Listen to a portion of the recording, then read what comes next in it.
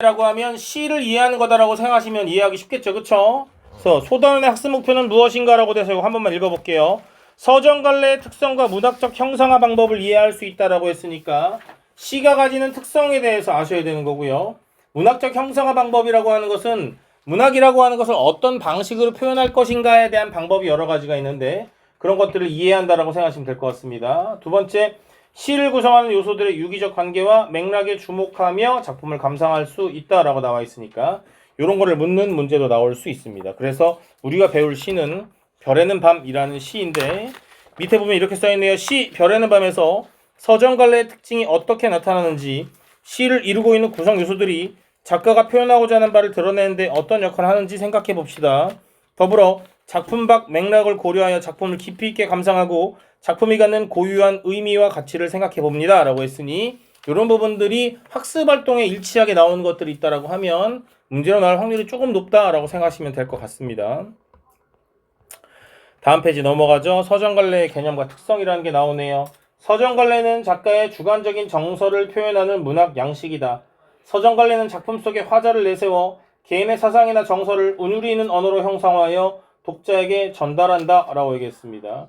사실 서정갈래는 작가의 주관적인 정서를 표현하는 문학 양식이다라고 했을 때 서사갈래라고 하는 소설 같은 경우도 작가의 어떤 주관적인 정서가 표현되는 경우들이 있을 수 있으니 아예 뭐 서정갈래만의 특징이다라고 보기 좀 어려운데 그래서 그 뒤에 특징을 좀 더 구체적으로 얘기해주고 있죠. 뭐라고 얘기해주고 있냐면 여기 보니까 이런 게 나오네요. 작품 속에 화자를 내세워 개인의 사상이나 정서를 운율이 있는 언어로 형상화하여 독자에게 전달한다라고 얘기했습니다. 니네가 한 가지 알아야 되는 건 시나 소설, 뭐 희곡이나 다 마찬가지로 모든 문학 작품들은 독자에게 읽히길 바라는 거고요. 그게 읽혔을 때 그 독자들에게 무언가를 전달하고 싶어 합니다. 그 전달이라고 하는 것이 자기의 개인적인 정서를 전달할 수도 있는 거고 어떤 교훈이나 이런 것들을 전달할 수도 있는 거고 특정한 목적을 가지고 시나 소설을 쓰기도 합니다만 어쨌든 첫 번째는 이런 거네요. 작품 속에 화자가 있다라는 거. 그리고 화자를 내세워서 개인의 사상이나 정서를 운율이 있는 언어라는 거 이런 것들 그리고 독자에게 전달한다라는 거 기억하시면 될 것 같습니다. 또한 비유, 상징, 반어, 역설 등 다양한 표현 방법을 활용하여 주제의식을 함축적으로 드러내 그거까지가 두 번째 특성입니다. 그러면 우리는 지금까지 중학교 때도 해왔고 고등학교 때도 지금 하고 있는 건데 시를 배울 때 이 시에서 어떤 표현 방법들이 사용되었는가에 대해서 학교에서 알려주잖아요. 밑줄치고 여기는 은유법이 사용되었다. 원관념은 뭐고 보조관념은 뭐다. 직유법이 사용되었다. 뭐 화류법이 사용됐다. 의인법이 사용됐다. 이런 것도 알려주잖아요. 그렇죠? 이런 것들을 사실은 누가 알려주지 않아도 이제는 조금씩 파악할 수 있어야 된다. 뭐 미리 얘기하지만 내신에서는 내가 알려줄 겁니다. 아니면 학교 선생님이 알려줄 거예요. 나중에 수능에서는 니네들이 그걸 파악할 수 있어야 되니까 기본적으로 어떤 표현 방법들이 있는지에 대한 것들은 알고 있어야겠죠. 그렇죠? 수능에서는 그 작품들을 미리 보여주지 않으니까. 그 다음 세 번째가요. 심상을 활용하여 시적 대상이나 상황을 감각적으로 구체화하여 표현한다라고 얘기했습니다. 심상이라고 하는 건 니네 다 기억하고 있죠? 시각적 심상, 청각적 심상, 촉각적 심상, 후각적 심상, 미각적 심상, 거기에 공감각적 심상까지 기본 인간의 오감이라고 하는 것에 그 감각들이 복합적으로 나타나는 공감각적 심상까지 이 6가지 것들을 우리가 좀 기억하셔야 된다라고 얘기하는 겁니다. 맞습니까? 자, 그러면 여기서 우리가 한 가지만 좀 얘기하도록 하죠. 아까 우리 1단원에서 시를 배울 때 1단원에서 뭔가를 배울 때는요. 거기서 무슨 얘기가 나왔었냐면 이런 얘기가 나왔어요. 문학의 소통에 대해서 얘기했었습니다. 기억납니까? 근데 문학의 소통 중에 표현론, 반영론, 효용론이라는 게 있었는데 그중에 절대론적 관점이라는 건 뭐였죠? 기억나요? 작품 내적인 것만 가지고 감상하는 거였어요. 맞아요? 자, 절대론적이다라고 하는 건 작품 내적인 거 가지고 감상하는 건 작품 내적으로 감상한다라는 건 이런 거죠. 시인이 누구든 아니면 그 시가 쓰여진 시대가 언제든 이걸 누가 읽든 그것과 상관없이 똑같이 감상되는 것들이 있습니다. 예를 들어서 지금 여기서 보고 있는 첫 번째 어떤 비유학이나 어떤 상징이나 어떤 반어나 어떤 역설 같은 이런 다양한 표현 방법들은 시인이 누구든 혹은 시대 상황이 언제이든 혹은 독자가 누구이든 간에 똑같이 나타납니까? 반어가 쓰일 수 있는 거잖아요. 혹은 뭐 역설이 쓰일 수도 있는 거고 반복이 쓰일 수도 있는 거고 이런 거 아니겠습니까? 그렇죠? 두 번째 심상이라고 하는 거 즉 시각적 심상이 쓰였다 미각적 심상이 쓰였다 후각적 심상이 쓰였다라고 하는 것도 절대론적 관점으로 해석을 하는 거겠죠. 맞습니까? 자 그럼 이런 거예요. 지금 일단 여기 서정갈래의 개념과 특성을 보니 그런 표현 방법들이 쓰인다는 걸 얘기해 주는 거고, 만약에 그런 게 문제가 나온다라고 하면 우리는 기본적으로 절대론적 관점을 이해하고 있어야 되는데, 이미 1단원에서 그 절대론적 관점 외에 다양한 다른 그 관점들을 배웠잖아요. 효용론, 표현론, 반영론을 배웠잖아요. 그쵸? 이제 그런 것까지 전부 다 이해한 상태에서 문제들을 풀어야 된다라고 얘기하는 겁니다. 1단원 문제 따로 나오고 2단원 문제 따로 나오는 거 아니잖아요. 같이 묶여서 나올 테니까 전반적으로 다 아셔야 됩니다. 또 한국문학의 서정갈래에는 고대가요, 향가, 고려가요, 시조, 민요, 한시, 현대시 등이 있다라고 했는데요. 고대가요라고 하면 신라시대 이전 작품들이라고 보시면 될 것 같아요. 고대가요로 우리가 배우는 건 그렇게 많지 않습니다. 뭐 공무도화가, 구지가, 황조가 뭐 이런 정도를 배우고요. 정읍사 뭐 이 정도까지 배우는데 뭐 우리가 많이 배우진 않아요. 아마 나중에 2학년 때 문학 시간에 배우게 될 거예요. 근데 만약에 우리가 가능하다라고 하면 1학년 끝난 겨울방학 때나 이때 아마 문학에 대해서 다시 한번 할 수도 있을 겁니다. 혹시 우리 라온이는 예전에 학원 다닐 때 특강으로 고전시가 배우지 않았어요? 그 학원에서 우리 학원 같은 경우는 특강을 다 무료로 하거든요. 한 과목만 수강을 하면 아마 그때 특강 너 몇 개 들었니? 2개 들었어? 다 어차피 그냥 무료로 다 해주는 거기 때문에 나중에 그때 들으시면 됩니다. 고전시가 2학년 들어가기 전에 겨울방학 때 미리 들으시면 아주 좋을 거예요. 그 다음에 향가라고 하는 건 혹시 배웠나요? 니네 뭐 배웠? 서동요 이런 거 배웠니? 제망매가 이런 거? 배운 적 있어요 혹시? 향가라고 하는 건 신라시대 작품입니다. 신라시대 작품이고요. 고려가요는 말 그대로 고려시대 작품이겠죠? 그리고 시조라고 하는 거는 고려 말부터 현재까지 쓰여지는데 대체적으로 우리가 배우는 건 고려 말의 일부 작품과 대부분 다 조선시대 작품들을 배운다라고 생각하시면 되고요. 민요나 한시는 우리가 배울 경우들이 많이 없기는 한데 간혹가다 나온 작품들은 대부분 다 조선시대 작품이라고 생각하시면 됩니다. 그리고 마지막으로 현대시가 있는데 현대시는 우리는 뭐 되게 폭넓게 배웁니다. 이거 같은 경우는. 근데 이제 우리가 지금 배울 별의 는반 같은 경우는 일제강점기에 쓰여진 현대시이죠. 봅시다. 자, 현대시라고 하는 걸 보면요. 이 현대시는 언제가 기점이냐면 1894년 갑오개혁이 기점입니다. 갑오개혁 이후에 쓰여진 시들을 다 현대시라고 해요. 알겠죠? 근데 사실은 이 이후에 쓰여졌다고 해서 쉽게 얘기하면 이런 거지. 1894년이 이전에 뭐 1893년에 시조가 막 쓰였는데 1894년 갑오개혁이 됐다고 해서 갑자기 현대시가 막 쓰이진 않았을 거 아니에요. 그래서 실제로 우리가 많이 배우는 현대시들은 대체적으로 1910년대 이후의 시들을 많이 배우는데 1909년에 뭐가 있었죠? 이때 일제강점기가 되죠. 언제까지? 1945년까지. 맞습니까? 이때 광복이 되는 거죠. 이때 사이에 있었던 시들을 우리는 일제강점기에 쓰여진 시들이라고 얘기합니다. 맞나요? 이때 유명한 시인들이 되게 많이 있습니다. 왜 많이 있을 수밖에 없냐면 이때가 이제 일제 정하는 시들을 많이 쓰니 그 사람들이 뭐 민족 콘을 담고 있다, 민족 정신을 담고 있다라고 해서 우리가 학교에서 많이 배우거든요. 그래서 유명한 시인 뭐 이육사, 한용운, 뭐 윤동주부터 해서 서정주 시인 것도 배우고 막 이렇게 하는데 유치환 시인 것도 배우고 이렇게 하거든요. 그러니까 이런 것들이 많이 있고요. 1945년부터 1950년까지는 1950년에 뭐가 일어났죠? 1950년에 6.25 전쟁이 일어났죠. 요 사이가 언제 시대냐면 이때가 이념의 대립이 극한에 달했던 시기예요. 우리나라 기준으로. 자, 니네가 알겠지만 1945년에 일본이 미국한테 핵폭탄 2방 빵빵 맞고 바로 항복을 하잖아요. 그쵸? 그리고 미국과 소련을 중심으로 해서 뭐가 일어나냐면 공산주의가 이 세계를 제패할 것인가 아니면 자본주의가 이 세계를 제패할 것인가를 가지고 막 싸우게 되죠. 그것 때문에 일어난 전쟁이 한국전쟁이고 그것 때문에 일어난 전쟁이 베트남 전쟁이란 말이에요. 그쵸? 그럼 이때 당시에 우리나라에서도 남한과 북한이라고 하는 것이 나눠졌는데 이때 생긴 선이 무슨 선이에요? 38선이죠. 38선. 이때 생긴 선이 38선이에요. 38선을 기준으로 해서 위아래로 이념의 대립이 있었어요. 그래서 이때 당시에 위아래로 움직이는 게 아주 불가능한 것은 아니었는데 어쨌든 이것 때문에 이념의 대립이라고 하는 것이 나타난 시들이 있었습니다. 그리고 1950년에 6.25 전쟁이 펼쳐지고요. 1953년에 휴전을 하게 되죠. 맞습니까? 그럼 이 시기에도 당연히 소설이 쓰였겠죠? 소설이나 시 같은 것들이 쓰였겠죠? 그쵸? 이때도 계속해서 뭐에 대해서 다뤘을까요? 이념의 대립에 대해서 다뤘을 거예요. 민주주의가 좋다는 둥, 공산주의가 좋다는 둥 이런 얘기들이 쓰였을 거고 그런데 실제로 우리가 학교에서 배우는 것들은 대부분 어떤 걸 배우냐면 당연히 민주주의가 좋다는 얘기를 할 거고요. 그 소설 중에는 네? 1953년에요. 1953년이에요 이거. 미안해요. 마음이 급해서. 3년에 휴전을 했어요. 그리고 휴전 때 생긴 선이 무슨 선이에요? 휴전선이에요. 38선과 휴전선 아직까지 헷갈린 친구들은 이제 없겠죠? 요거 잘 기억하시고요. 자, 1953년에 휴전이 되고 나서 이승만 대통령의 집권으로 쭉 이렇게 진행이 되다가 그때도 사실은 이념의 대립은 계속 됐었습니다. 이념의 대립이 어느 정도 멈추는 순간이 언제라고 생각하면 되냐면 박정희 대통령 등장하고부터라고 생각하시면 될 것 같아요. 그렇죠? 박정희 대통령 등장하고도 사실 이념의 대립은 있을 수 있었으나 표면적으로 막 드러나진 않았었죠. 왜냐면 워낙 강력하게 박정희 대통령이 강력한 정책을 펼쳤으니까.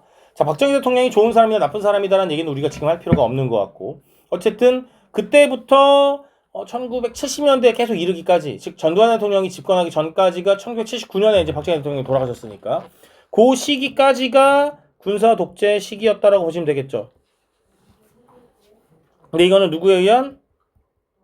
박정희 대통령에 의한 군사 독재 시기였습니다. 그렇죠? 그리고 이때 이후에 또 뭐가 이어져요? 전두환 대통령에 의한 군사 독재가 또 있었죠. 맞습니까?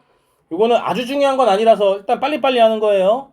알겠죠? 그래서 이게 1987년이네. 1987이라는 영화 본 사람 있니? 1987이라는 영화 보면 거기서 나오죠? 박정희 대통령이 물러나는 순간이 거기서 나오는 겁니다. 그 이후에 이야기는 하지 않을게요. 그 이후에 이야기는 하지 않을 거고, 여기까지 봤을 때, 자, 내가 이 얘기를 하는 이유는 이런 겁니다. 우리나라는 100년이 안 되는 굉장히 짧은 시간 동안 되게 많은 일들이 일어났어요. 그 일어난 일들이 어디에 반영될 수밖에 없다. 우리의 문학에 반영될 수밖에 없다. 그러니까 우리가 배우는 일제강점기의 시, 아니면 6.25 전쟁 중에 일어났던 시, 이런 것들이 이런 내용들을 담고 있다라는 겁니다. 자, 다시 정리할게요. 이런 거예요. 빨리 정리할게요. 일제강점기는 일제에 저항하는 시들이 가장 많이 쓰였죠. 물론 친이라는 시들도 쓰였지만 우리는 그걸 배우지 않을 거예요. 그쵸? 두 번째, 1945년보다 1953년 이 정도, 그리고 1953년 이후 얼마까지는 이념의 대립과 관련되어 있는 작품들이 많이 나왔어요. 공산주의가 더 좋다, 민주주의가 더 좋다라는 내용들에 대해서 막 나왔을 거고, 이거는 우리가 이념의 대립을 직접적으로 문학작품에서 막 배우진 않아요. 사실 그게 제일 많이 나와 있는 작품이 소설 광장이라는 작품인데, 그것도 어디가 좋다 어디가 좋다를 얘기하는 것이 아니라 양쪽 다 별로다라는 내용을 다루는 작품이기 때문에 이제 그런 이야기들이 있을 수 있고 앞으로 우리가 볼 수 있다라는 거고요. 그리고 이제 1960년대, 1970년대, 그리고 1980년대 일부까지는 군사 독재 정권에서 멀어지고자 하는, 실제 자유민주주의를 찾고자 하는, 자유를 갈망하는 그런 시들이 되게 많이 나왔어요. 그런 게 뭐 민중시나 현실 참여시 같은 이름으로 불리웠는데, 그런 시들도 우리가 배우는 일들이 있을 겁니다. 내가 얘기하고자 하는 건 이런 겁니다. 우리나라의 시대적 상황이 시나 소설에 반영된 것들이 있을 테니 그런 것들이 만약에 나온다라고 하면 효율적으로 문제를 풀어보자라는 걸 얘기를 하는 겁니다. 이해됐습니까? 자, 이 상황에서 그 다음 보도록 하죠. 자, 서정갈래, 그래서 이제 그 여기 얘기한 거구나, 우리가. 자, 서정갈래는 고대가요, 향가, 고려가요, 시조민요, 현대시 등이 있다. 요 현대시 세 글자 때문에 요만큼 한 거고요, 지금. 자, 그 다음 봅시다. 서정갈래 구성 요소와 맥락이라는 게 있는데요. 자, 서정갈래 구성 요소 세 가지. 정서, 운율, 심상입니다. 자, 정서라고 하는 건 말 그대로 이 시가 나에게 전달하고자 하는 심리적 상태나 마음 같은 것들은 어떤 것들인가, 뭐 이런 것들이죠. 우리가 제일 많이 보는 것 중에 하나가 뭐 사랑에 대한 이야기를 많이 볼 거고요. 외로움이나 그리움에 대한 이야기들 많이 볼 거고요. 그쵸? 그 다음에 운율이라고 하는 건 거의 대부분 뭘 통해서 일어나죠? 반복을 통해서 일어납니다. 그쵸? 운율이라고 하는 거는 뭐 같은 글자 수의 반복이라든가 같은 문장 구조의 반복이라든가 아니면 같은 위치에서 같은 소리의 반복이라든가 이런 것들로 나타나게 되어 있고요. 그 다음에 심상이라고 하는 것들은 아까 얘기했던 것처럼 다양한 시각적, 미각적, 촉각적 심상 같은 것들이 있다라고 얘기했었습니다. 시인은 이러한 요소와 다양한 표현 방법을 활용하여 작품의 주제를 형상화한다. 서정갈래 구성 요소들은 긴밀하게 결합되어 작품 전체와 유기적 관계를 맺으며 시의 분위기와 주제를 드러내는데 기여한다. 얘들아, 약간 이런 거예요. 우리가 운율 같은 것들을 사용하면 반복되면 뭐 된다고 해요? 강조가 된다라고 얘기하잖아요. 내가 특정 부분을 강조하는 것들 이 나올 수 있는 거고요. 심상 같은 거 사용하면 다양한 시각적 이미지, 청각적 이미지, 촉각적 이미지 같은 것들이 나타나는데, 그런 건 우리 뭐 할 수 있냐면 상상하게 만들어줘요. 상상하게 만들어주면 그 시의 내용을 좀 더 잘 이해하거나 시의 마음 같은 걸 좀 더 잘 이해할 수 있는 경우들이 생길 수 있다라는 겁니다. 그래서 시의 분위기나 주제를 드러내는데 기여한다라고 얘기하는 겁니다. 그 다음, 한편 작가, 사회, 문화적 배경, 독자 등 작품 밖에 다양한 맥락이 작품의 주제를 구현하고 작품의 해석과 감상을 풍부하게 한다. 여러 요소와 맥락이 결합하여 완성된 한 편의 작품은 고유한 가치와 개성을 가지며 독자에게 미적 감동을 전해준다 라고 하는 건 우리 1단에서부터 계속해서 이어져 왔던 부분들 요거 기억하시면 될 것 같습니다. 됐나요? 됐어요? 네, 그럼 우리 시 보도록 하겠습니다. 자, 우리 별에는 밤이라는 시를 볼 건데 윤동주 시인을 혹시 잘 알아요? 윤동주 시인 혹시 많이 들어봤어요? 윤동주 시인은 어떤 사람이에요? 착한 사람인가요? 예. 멋진 사람이에요. 왜 멋진 사람이에요? 연세대 가서 연세대 가서 네. 꿈도 못 꾸는 대학이네 정말. 네. 꿈 정도는 꿀 수 있죠. 아직 이제 고등학교 1학년인데 연세대 가서 멋진 사람이래요. 선생님 개인적으로는 윤동주 시인에 대해서 아주 잘 알지 못했었는데 몇 년 전에 그 동주라고 하는 그 흑백 영화 있어요. 강하늘하고 박정민 나오는 그 흑백 영화가 있는데 그걸 봤는데 그걸 보니까 조금은 이해할 수 있게 되는 부분들이 생기더라고요. 혹시라도 뭐 볼 기회가 있으면 보세요. 그 재미가 있진 않는데 선생님 개인적으로는 재미없지도 않았어요. 선생님 개인적으로는 막 재미없는 그런 작품은 아니었어요. 그리고 또 나오는 작품 거기 이제 주인공들이 강하늘이나 그 박정민 이러면 좀 유명한 사람들이잖아요. 우리가 느끼기에는 걔네들이 나오니까 좀 보기 괜찮더라고요. 근데 이제 가장 기본적인 이런 걸 생각하시면 돼요. 윤동주라는 사람은 자기 스스로를 되게 부끄러워했던 사람입니다. 왜 부끄러워했냐면 그 이 별에는 밤 말고 다른 작품에서도 그런 모습이 나타나거든요. 윤동주 씨는 선생님 개인적인 생각에는 시를 진짜 사랑했던 사람이에요. 그래서 시를 되게 쓰고 싶어 했어요. 창작하고 싶어 하고. 그렇죠? 그런데 이게 우리가 일제강점기에 있다 보니까 시라고 하는 것을 좀 더 깊이 있게 배우고 깊이 있게 공부할 수 있을 만한 기회가 별로 없었어요. 이 사람이 결국에 어떻게 되냐면 일본으로 유학을 가거든요. 일본으로 유학 가기 위해서 창씨개명을 해요. 창씨개명을 하고 일본으로 유학 가서 국어 공부를 쉽게 얘기하면 시를 쓰는 공부를 막 하겠죠? 그렇죠? 근데 그러면서 스스로에 대한 어떤 부끄러움 같은 것들을 느낍니다.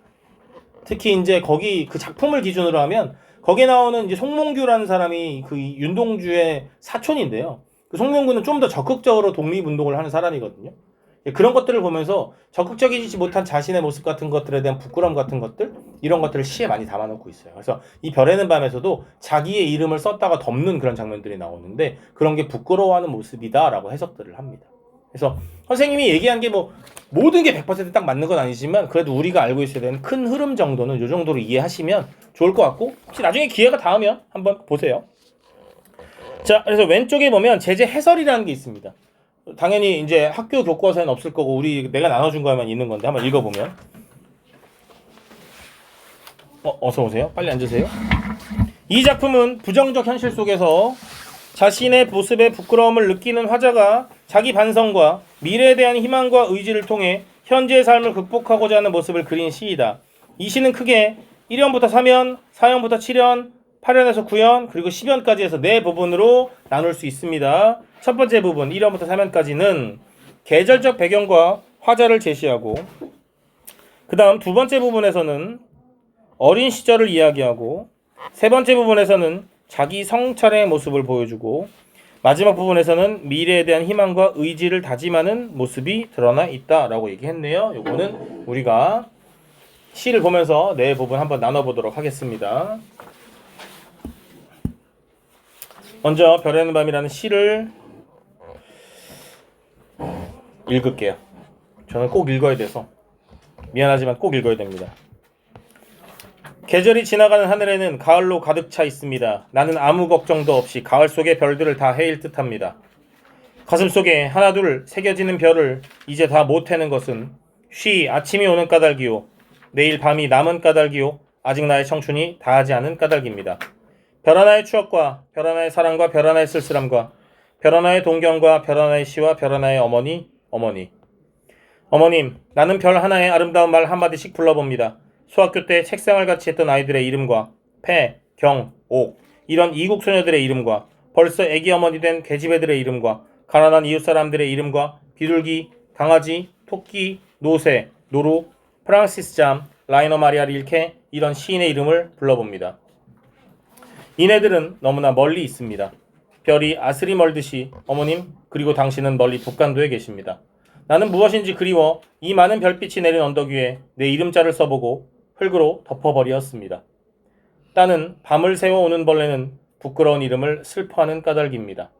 그러나 겨울이 지나고 나의 별에도 봄이 오면 무덤 위에 파란 잔디가 피어나듯이 내 이름자 묻힌 언덕 위에도 자랑처럼 풀이 무성할 계획이다. 라고 썼네요. 긴 시지만 끝까지 읽어줘서 끝까지 들어줘서 고맙고요. 계속 봅시다. 이제 1번부터 하나씩 보자. 자, 계절이 지나가는 하늘에는 가을로 가득 차 있습니다 라고 했어요. 계절적 배경을 제시하고 있는데 이 시에서 계속 뭐 하고 싶어 하냐면 자신이 그리워하는 대상에 대해서 이야기하고 싶어 해요. 내가 그리워하는 대상이라는 건 나중에 봤으면 좋겠는 대상이다. 동의하나요? 내가 그리워하는 대상을 만나면 좋은 거 아니겠습니까? 그리워하는 대상을 계속해서 다 떠올리는 거거든요. 그러면 아마 여기 이렇게 써 있어요. 계절적 배경 제시한다고 써 있는데 요 밑에 뭐라고 써 있냐면 이렇게 써 있습니다. 쓸쓸함의 정서를 일으키는 계절이다.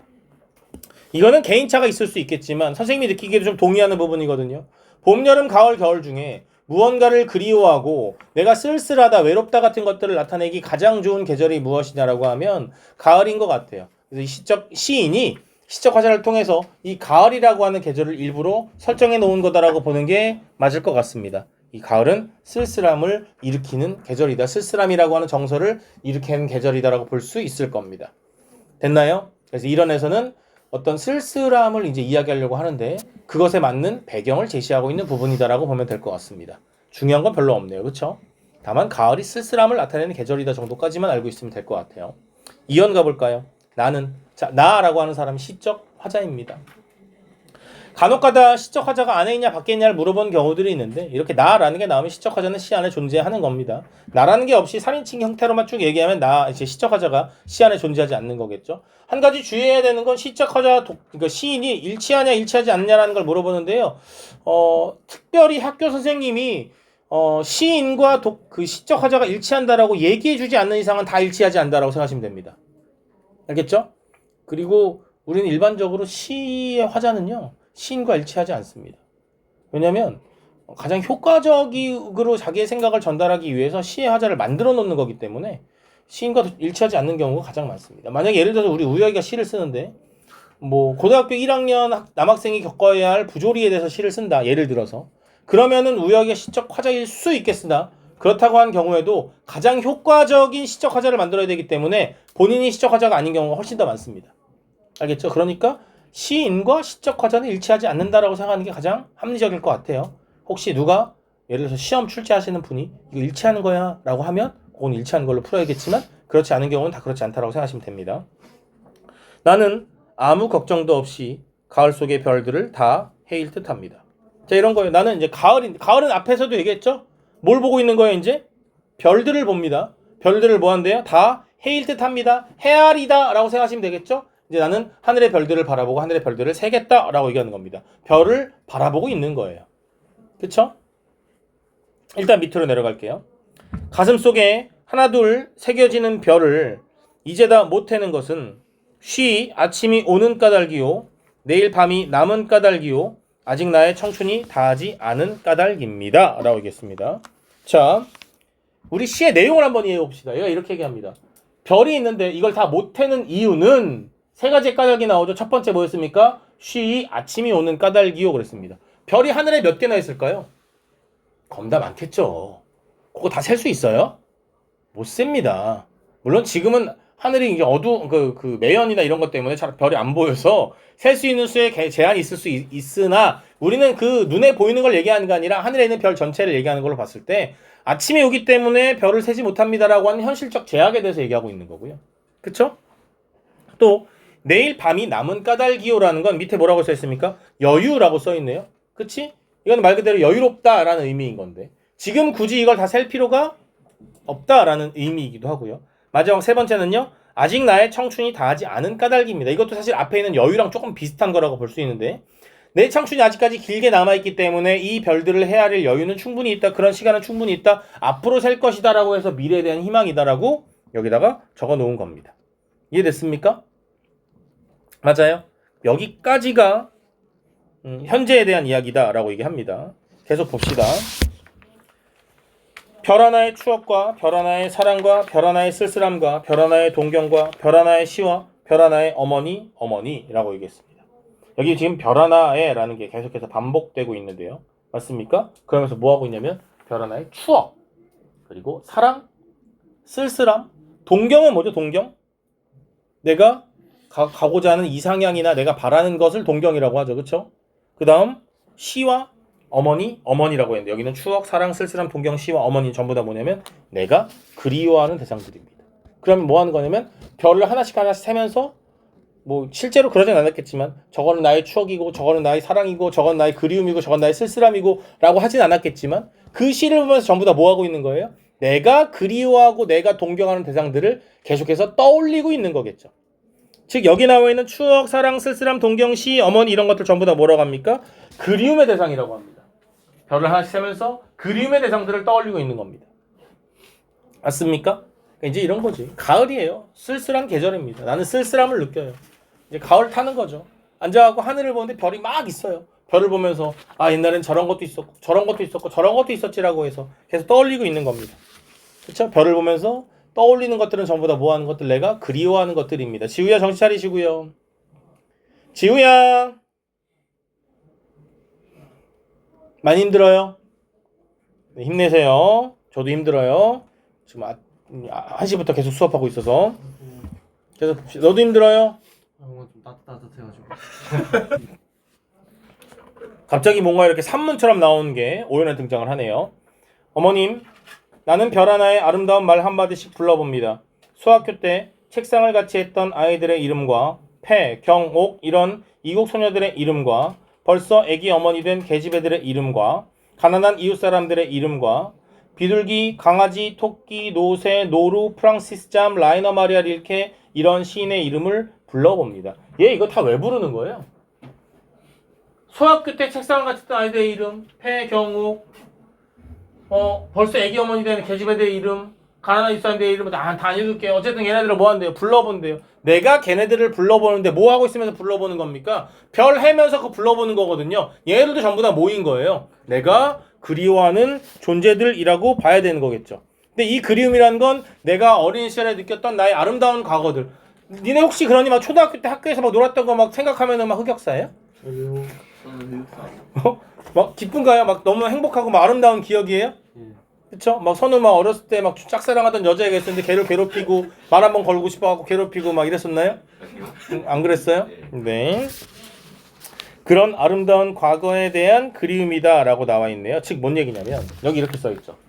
사연 속에 나타난 그리움의 대상을 구체화했다 라고 얘기하고 있어요.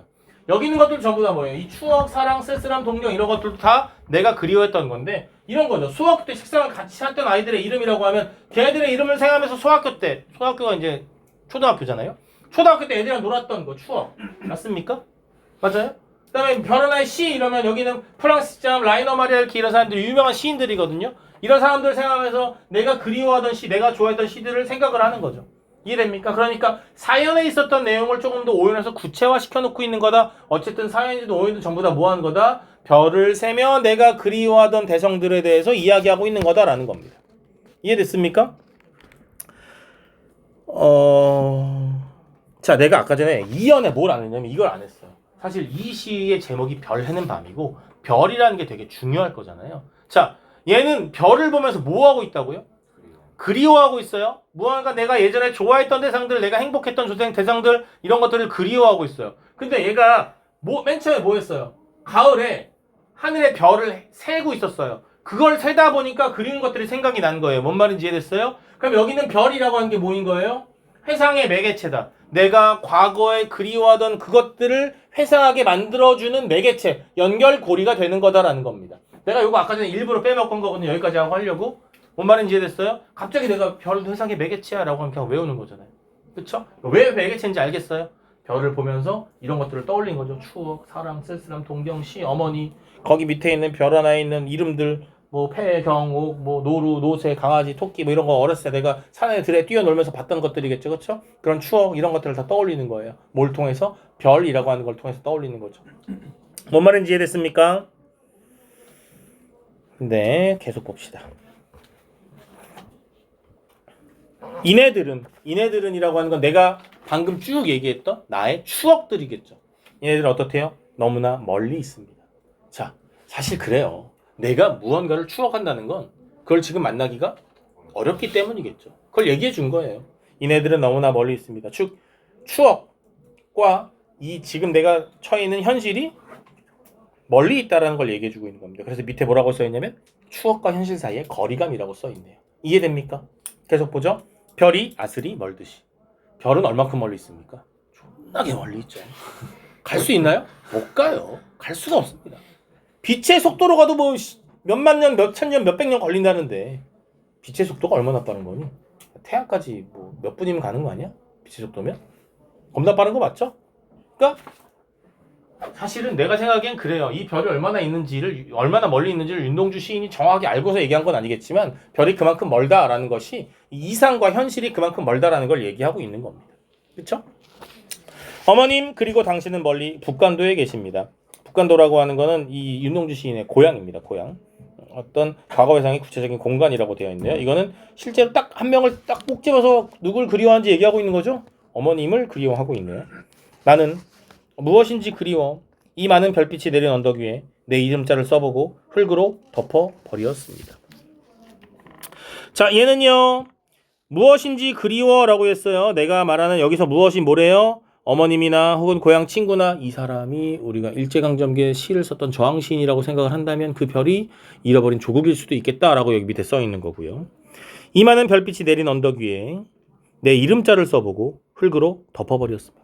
자, 내 이름자를 딱 써요. 윤동주 딱 이렇게 쓰고요. 그거에 대해서 생각해보는 거죠. 이 이름자를 쓰고 생각해보는 거예요. 이 이름은 어떤 이름인가? 응? 이 이름은 과거에 내가 그 순수함을 떠올렸던 그런 것들이 있잖아요. 그쵸? 어머니도 떠올리고 고향도 떠올리고 그때 추억 떠올리고 막 떠올렸어요. 그런 순수함과 내 이름을 비교해보려고 이름을 딱 썼어요.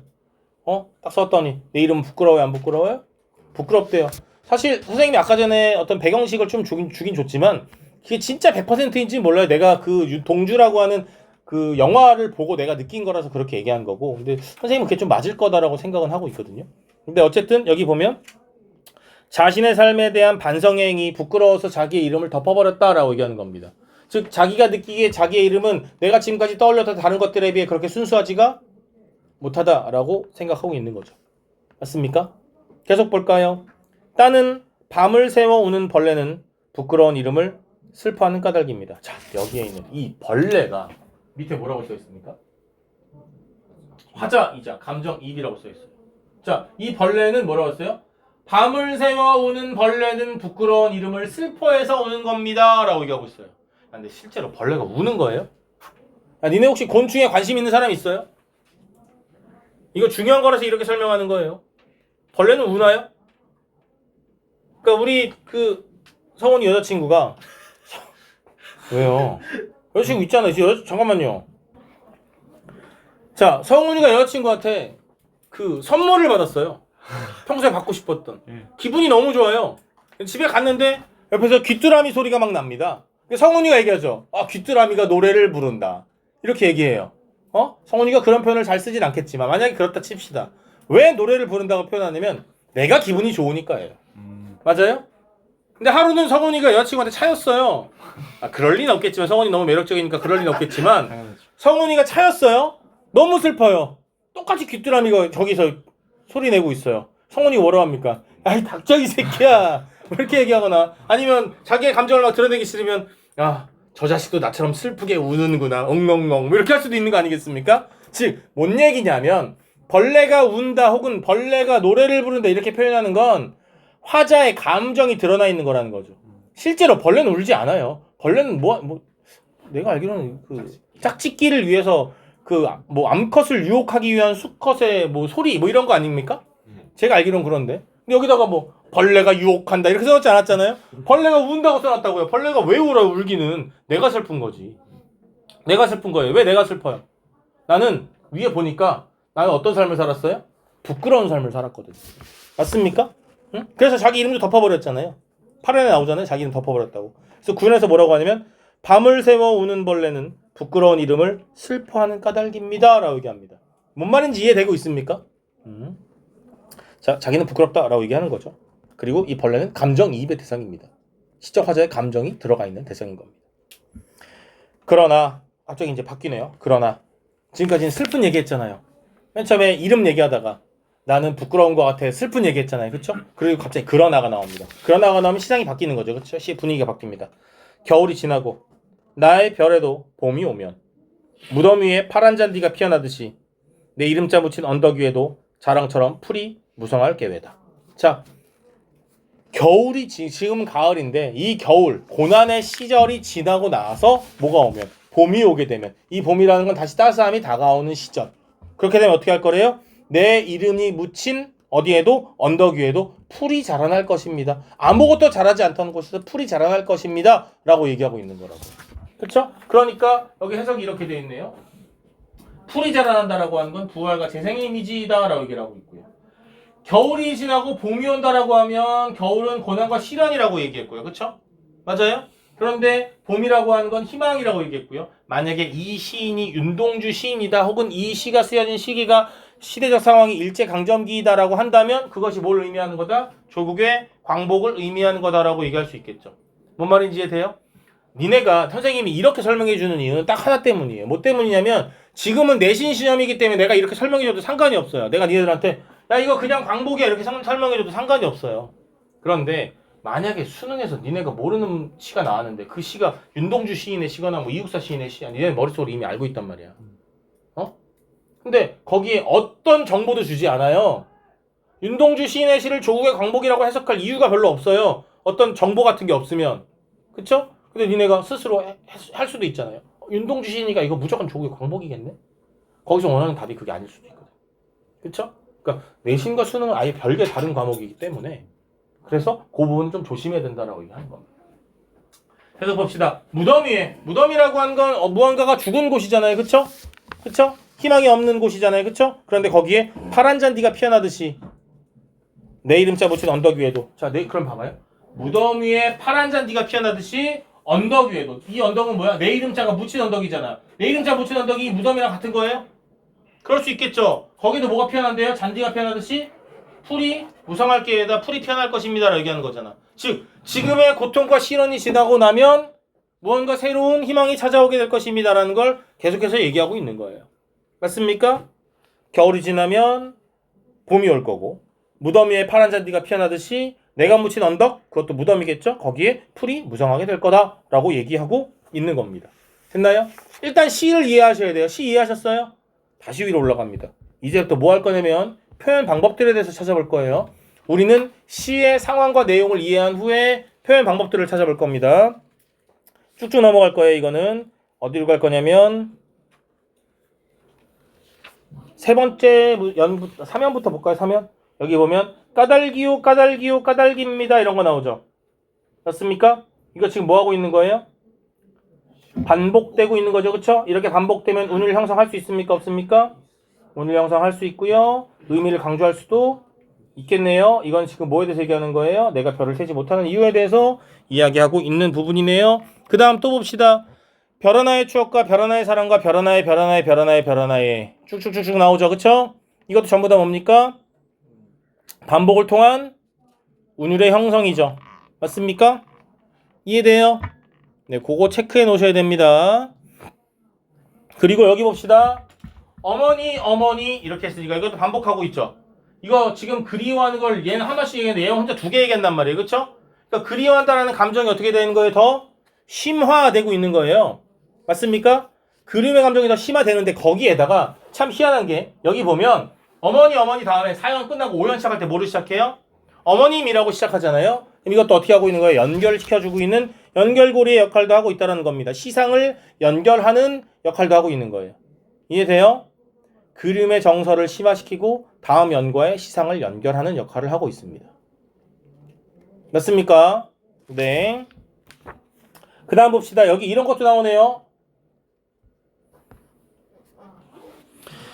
어머님 나는 별 하나의 아름다운 말 한마디씩 불러봅니다. 수학교 때 책상을 같이 했던 아이들의 이름과 폐경옥 이런 이웃소녀들의 이름과 벌써 애기 어머니 된 계집애들의 이름과 가난한 이웃 사람들의 이름과 그 다음에 뭐 이런 것들 나오죠. 이름을 뭐 이렇게 나오죠. 그쵸? 이런 것들도 계속 어떻게 되고 있는 거예요?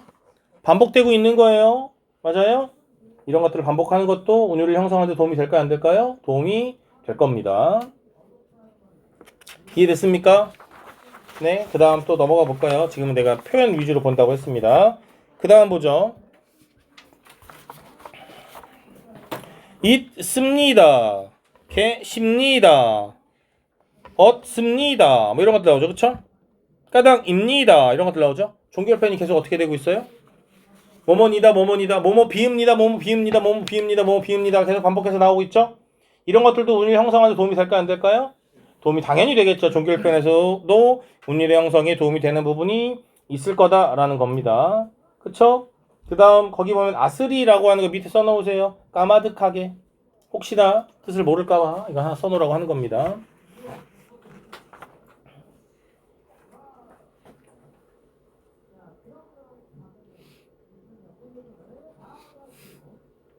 됐나요? 자, 내 이름자를 써보고 옆에다가 뭐 하나만 적어 놓을게요. 이렇게 적어주세요.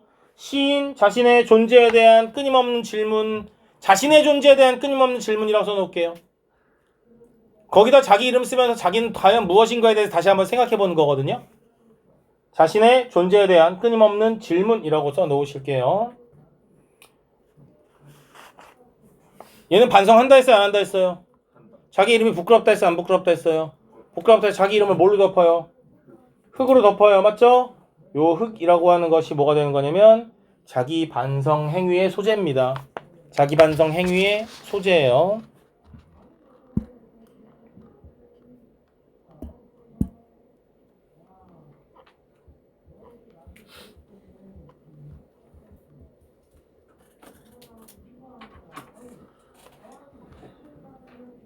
이해되고 있습니까?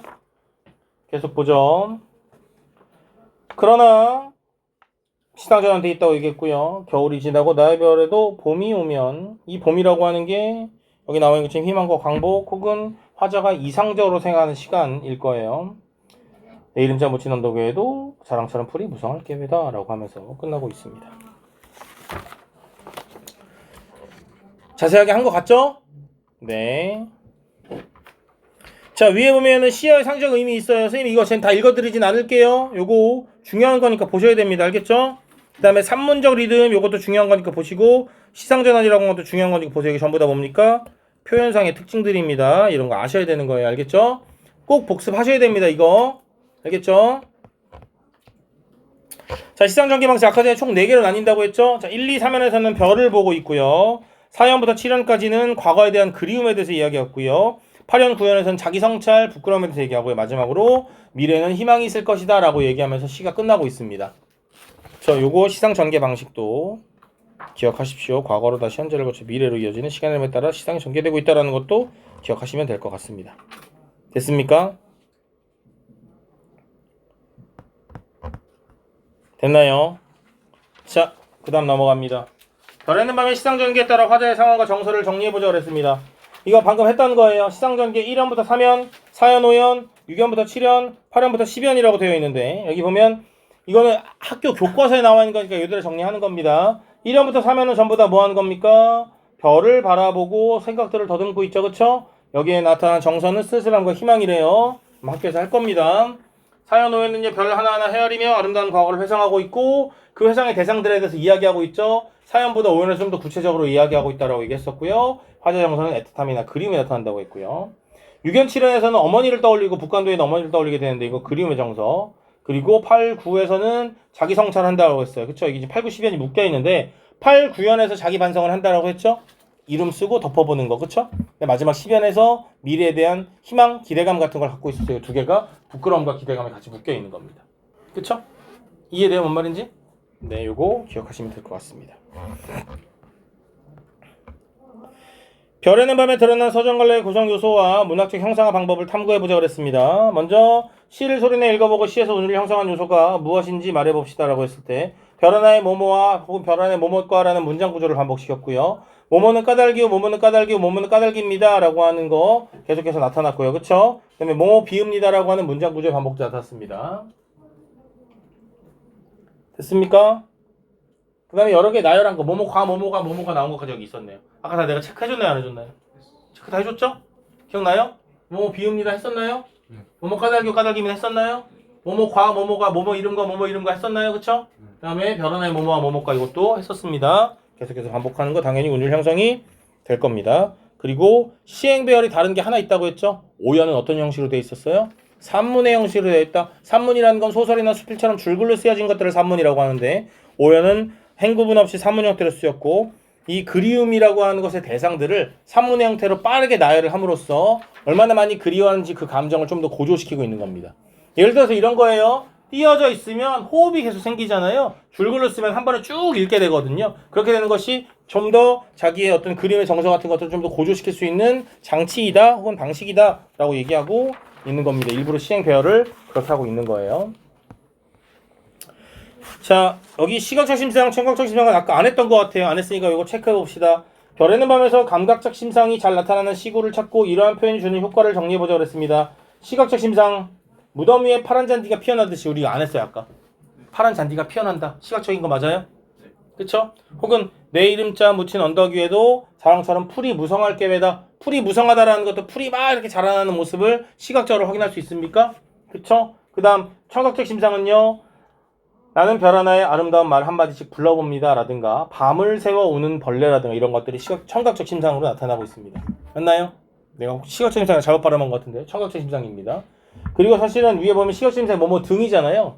왜냐면 여기 보면 별 하나를 바라보고 무언가 생각하는 게 많은데 뭔가 바라보고 나오는 것들은 전부 다 시각적 심상이라고 생각하시면 될 것 같습니다. 그러면 이런 것들을 통해서 그리움 혹은 성찰의 정서를 효과적으로 형상화한다라고 되어 있네요. 자, 요것도 알아야 되니까 또 나온 거예요. 다음 시구에 활용된 표현 방법과 그 효과를 파악해보자. 따는 밤을 새워 우는 벌레는 부끄러운 이름을 슬퍼하는 까닭입니다 라고 했습니다. 첫 번째, 벌레가 운다, 벌레가 슬퍼한다 뭐 이렇게 하고 있잖아요. 그쵸? 그쵸? 여기에는 표현에는 그렇게 나와 있잖아요. 그러니까 벌레를 보고 슬퍼한다, 부끄러워한다라고 얘기하니까 거기에 의인법이 사용됐다라고 얘기하는 겁니다. 맞습니까? 그런데 실제로 슬픈 건 누구라고 했어요? 진짜 화자라고 얘기했죠? 그러니까 여기에는 뭐가 들어있다? 그 벌레에다가 자기의 감정을 이입해 놓은 거다. 그래서 의인법과 감정이입이 활용되고 있다라는 겁니다. 됐나요? 자, 그 다음 봅시다. 창씨개명은 조선인을 일본에 동화시키려는 한편 차별과 규제의 명분으로 삼으려는 목적으로 실시되었다. 일제는 1939년 11월에 창씨개명령을 공포하고 1942년 1월부터 시행에 들어간다.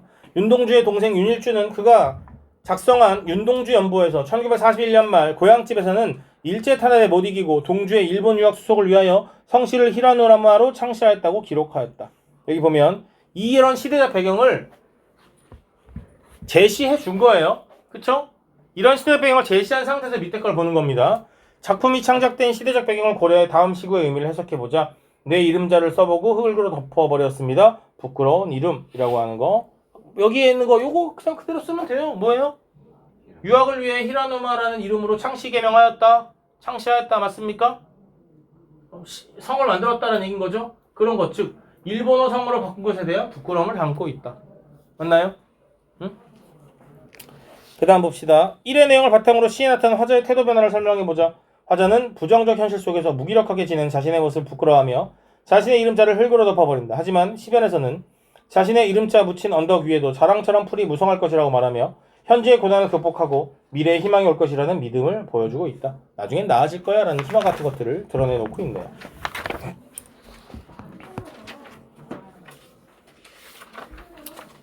이제 주제는 아름다운 과거에 대한 그리움과 자기 성찰. 아주 짧게 정리한 거예요. 아름다운 과거에 대한 그리움과 자기 성찰. 자기 성찰이라는 게 자기 스스로에 대한 반성 같은 거죠. 맞습니까?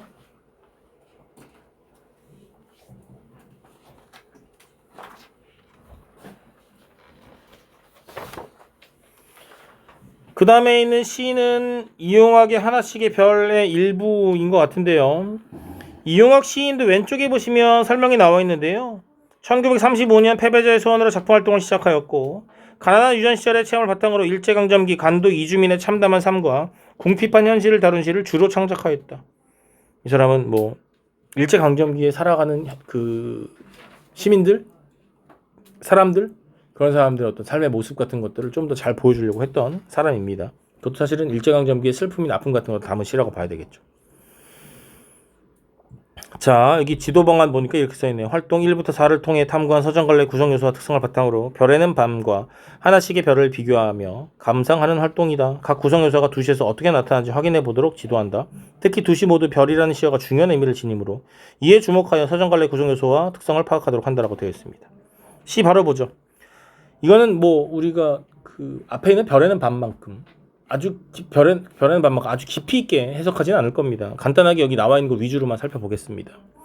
무엇을 실었느냐? 화물열차의 검은 문들은 탄탄히 잠겨졌다. 바람 속을 달리는 화물열차의 지붕 위에 우리 제각기 드러누워 한결같이 쳐다보는 하나씩의 별. 화물열차 지붕 위에 누워있대요. 그렇죠? 거기 누워서 뭐 본대요? 별을 바라보고 있다라고 얘기하네요. 그렇죠? 두만강 저쪽에서 온다는 사람들과 자무스에서 온다는 사람들과 험한 땅에서 험한 변 치르고 눈보라 치기 전에 고향으로 돌아간다는 남도 사람들과 북어 쪼가리 초담배 밀가루 떡이랑 나눠서 요기하며 내사 서울이 그리워 고향 가는 딴 방향으로 흔들려 간다. 여기는 그냥 내가 옛날에 어떻게 살았는지 고향살이를 하지 못하는 어떤 모습에 대해서 이야기하고 있네요. 구체적으로 한번 살펴봅시다. 자, 무엇을 실었느냐에 뭐 의문형 종교람이 활용했다라고 나와 있는데 뭐 크게 뭐 중요하진 않을 것 같아요. 이 부분은. 그 다음 봅시다. 검은 문들은 탄탄히 잠겨졌다라고 얘기하는 건 밑에 써있네요. 단절감, 어둡고 삭막한 분위기. 이게 언제 시기이기 때문에 그래. 일제강점기 시기에 힘들게 살아갔던 그 시민들, 백성들에 대한 이야기를 담고 있기 때문에 이런 그 형태를 보여준 걸 거고요. 화물열차의 지붕 위에 올라갔다라는 건 지금 현재 이 사람이 여기 있는 거거든요. 아마 화물열차에 제대로 돈 내고 탈 만한 어떤 형편이 되지 못했다라는 것, 아주 가난하고 힘들게 살았다라는 걸 좀 보여주는 거겠죠. 최근에 선생님이 어디 다큐멘터리 같은 거 보니까 인도에서도 막 그러던데, 인도 인구가 워낙 많아가지고 어디 갈 때 뭐 기차에 막 매달려서 가더라고요. 힘이 좋아. 어떻게 매달려서 가는지 모르겠는데 뭐 어쨌든 그런 것도 나오더라고요. 그런 모습이 여기 나타났겠죠. 여기 우리라고 하는 거는 거기에 매달려 있는 혹은 거기 지붕 위에 올라가 있는 고향을 잃고 떠도는 사람들. 그래서 여기 유랑민이라고 해석해 놓은 겁니다. 고국으로 돌아오는 유랑민이라고 되어 있네요. 한결같이 쳐다보는 하나씩의 별. 걔네들 누워서 전부 다 하늘에 있는 별을 바라보고 있는 건데요. 그 별은 약간 어떤 걸 거냐면 어떤 거기에 누워서 고향으로 가는 길에 이렇게 누워가지고 그걸 보면서 그런 생각들을 하겠죠. 앞으로 잘 살았으면 좋겠다. 잘 먹고 잘 살았으면 좋겠네. 별을 보면서 아우 뒤지고 싶다 뭐 이런 생각들을 하진 않을 거란 말이에요. 그쵸? 왜냐면 고향으로 가는 별이기 때문에. 맞습니까? 여기 써 있잖아요. 그러니까 여기는 하나씩의 별이라고 하는 것이 삶의 희망이나 혹은 소망이나 고향이나 혹은 그림의 대상도 있을 수 있다고 하네요. 여기에 만약에 그림의 대상이 있다라고 하면 그거는 뭐랑 비슷한 겁니까? 별에는 밤에 있는 별과 좀 비슷한 거라고 볼 수 있겠네요. 두명 저쪽에서 온 사람들, 자무스는 왼쪽에 써 있네요. 그쵸? 자무스에서 온다는 사람들. 여기 있는 거 전부 다 일본의 일제의 수탈을 견디지 못하고 돌아오는 사람들입니다. 험한 땅에서 험한 변 치르고 눈보라치기 전에 고향으로 돌아간다는 남도 사람들과 북어 쪼가리, 초담배, 밀가루떡이랑 북어 쪼가리나 초담배나 밀가루떡이나 전부 다 초라한 먹거리들. 그렇게 화려한 것들은 아니죠. 가난한 사람들이 먹을 수밖에 없는 초라한 먹거리들. 이런 거 나눠서 요기하며 내사 서울이 그리워 고향 가는 딴 방향으로 흔들려 간다 라고 얘기했네요. 그러니까 타향살이 했던 사람들이 어떻게 힘들게 살았는지에 대해서 이야기하고 있대요. 자, 전부 다 뭐냐면요. 이거 되게 중요한 건데 이게 중요해요. 그림의 정서가 드러난다. 그리고 희망을 품고 있다라는 거. 얘네 지금 이제 이게 고향으로 도착하게 되면 옛날에 타향살이 하면서 너무나 힘들었는데 이게 고국으로 도착하게 되면 조금 더 살만하지 않을까라는 생각으로 고국으로 돌아오고 있는 거거든요. 이제 그런 부분에서 희망을 느낀다라고 얘기할 수 있는 거겠죠. 여기 나오는 별은요. 별에는 밤의 별은 과거 회상의 매개체이자 화자가 지향하는 내적 세계이고 그림의 대상이라고 한다면 하나씩의 별에 나오는 별은 불안한 현실 속에서 품고 있는 희망이라고 아까 전에도 희망이라고 얘기했었습니다.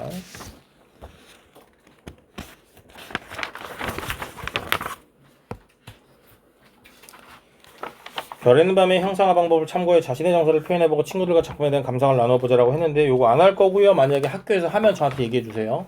아마 학교에서도 안 할 확률이 훨씬 더 높다라고 생각은 합니다만 만약에 학교에서 하면 저한테 얘기해 주시면 될 것 같습니다.